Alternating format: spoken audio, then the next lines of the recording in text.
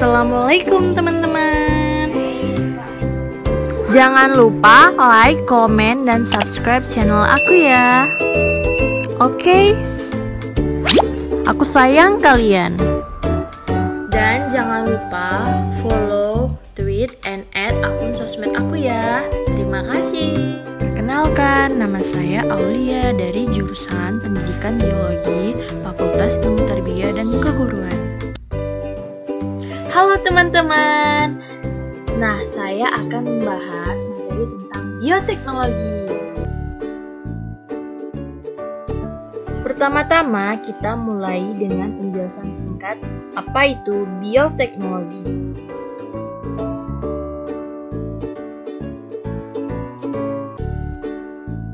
Bioteknologi merupakan gabungan dari kata bio yang artinya kehidupan dan teknologi.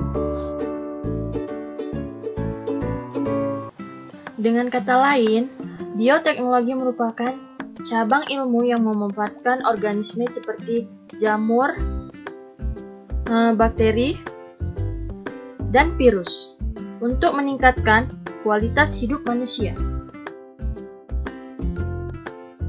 Contoh hasil bioteknologi yang digunakan dalam kebutuhan pangan adalah kopi, kue, dan keju.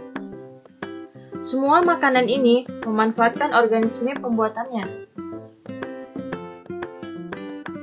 Adapun contoh lain dari bioteknologi dalam kebutuhan medis adalah obat-obatan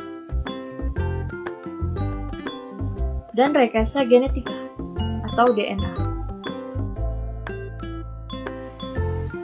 Bioteknologi memiliki beberapa manfaat, seperti menghasilkan obat antibiotik untuk mengobati penyakit. Kemudian, bioteknologi juga bisa mengurangi pencemaran lingkungan, misalnya melalui bakteri yang menghancurkan sampah organik. Dan meningkatkan hasil produksi pertanian dari tanaman yang komponen genetiknya telah dimodifikasi. Namun, di balik berbagai manfaat yang luar biasa, bioteknologi ternyata juga memiliki dampak negatif ketika disalahgunakan. Salah satu akibatnya adalah rusaknya ekosistem yang menyebabkan spesies tanaman menjadi mati karena rekayasa genetika yang berlebihan. Selain itu, bioteknologi juga dapat menyebabkan alergi bagi orang yang tidak cocok dengan gen asing pada makanan yang dikonsumsinya. Adapun kasus yang lebih ekstrim lagi, misalnya ada sepasang suami istri yang tidak bisa memiliki anak sehingga dilakukan pengambilan DNA dari sepasang suami istri tersebut. Setelah itu, DNA yang diambil akan digunakan untuk membuat keturunan. Nah, proses ini kemudian disebut dengan pembuatan cloning. Akhirnya, suami istri tersebut memiliki keturunan. Namun sayangnya, ada beberapa hukum yang tidak membolehkan proses pembuatan cloning ini. Nah, bioteknologi terdiri dari dua, yaitu bioteknologi konvensional dan bioteknologi modern. Jadi, di sini saya akan membahas mengenai bioteknologi modern.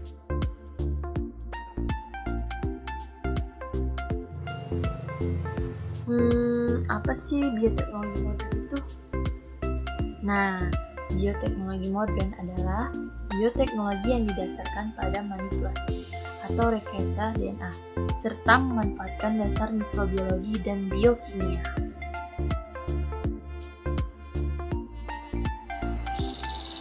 Adapun pengertian rekayasa genetika, yaitu suatu cara memanipulasi gen untuk menghasilkan makhluk hidup baru dengan sifat yang diinginkan. Dalam rekayasa genetika, digunakan DNA untuk menggabungkan sifat makhluk hidup. Adapun langkah-langkah rekayasa genetika, yang pertama, mengidentifikasi dan mengisolasi gen yang diinginkan. Yang kedua, membuat DNA atau RNA salinan dari ARN duta. Yang ketiga, pemasangan DNA pada cincin plasmid. Yang keempat, penyisipan DNA rekombinat ke dalam tubuh atau sel bakteri.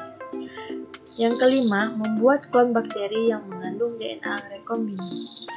Dan yang keenam adalah pemanina produk. Adapun contohnya yaitu transparansi inti, bayi tabung, fusi sel, rekombinasi DNA, cloning, dan teknik plasmid. Pengertian transparansi inti. Transparansi inti merupakan pemindahan inti dari suatu sel ke sel lain agar didapatkan individu baru dengan sifat sesuai dengan inti yang diinginkan.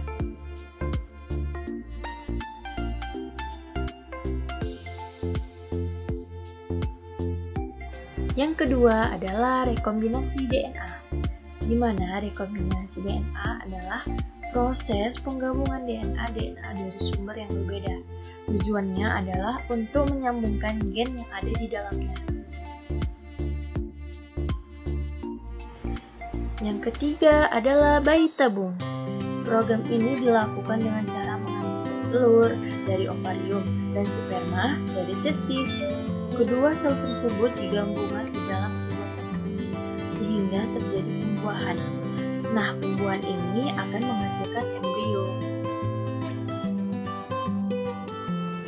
Yang keempat adalah cloning.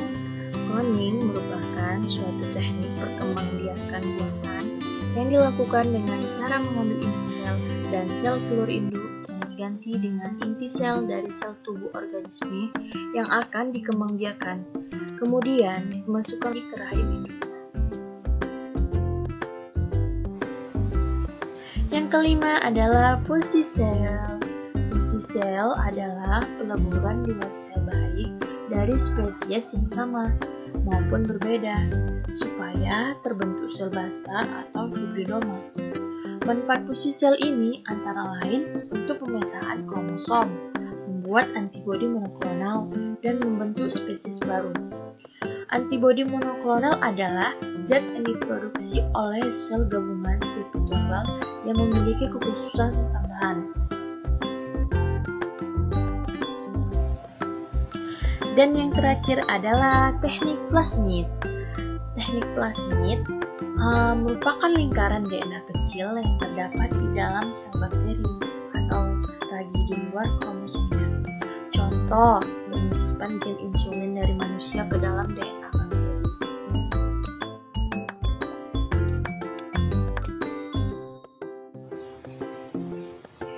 Kesimpulan yang bisa didapat dari materi bioteknologi ini yaitu bioteknologi memang dapat bermanfaat untuk meningkatkan kualitas hidup manusia.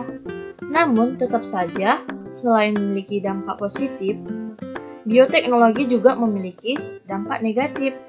Oleh karena itu, kita harus memanfaatkan bioteknologi dengan sebaik mungkin dan berhati-hati agar tidak salah gunakan.